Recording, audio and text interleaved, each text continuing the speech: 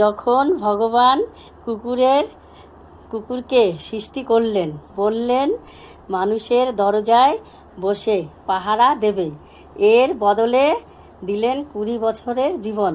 কিন্তু কুকুর বললেন, প্রভু 20 বছর অনেক বেশি, আমার 10 বছর হলেই চলবে। ভগবান মেনে নিলেন তার কথা। এরপর বানরকে সৃষ্টি করলেন, বললেন মানুষকে হাসাবে, খেলাবে আর লাফাবে, তোমাকে দিলাম 20 বছরের জীবন। বানরও ওই বলল, এত বছর চাই না, 10 বছরই যথেষ্ট। ভগবান সেটাও মেনে নিলেন। এরপর এলো গরু। ভগবান বললেন, তুমি সারা জীবন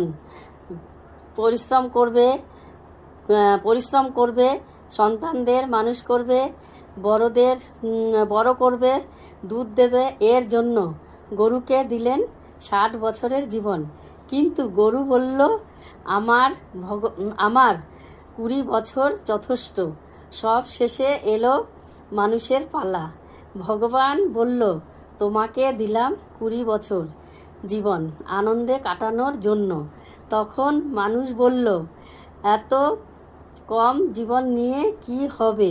তখন ভগবান রহস্যময় হাসি হাসলেন, বললেন, কুকুরের 10, বানরের 10, গরুর 40 বছরও তোমাকে দিলাম।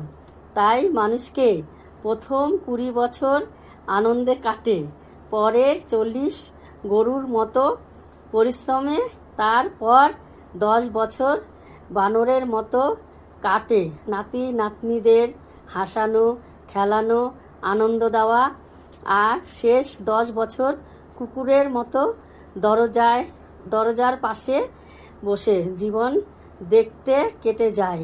এইভাবেই মানুষের জীবনের সব পূর্ণ।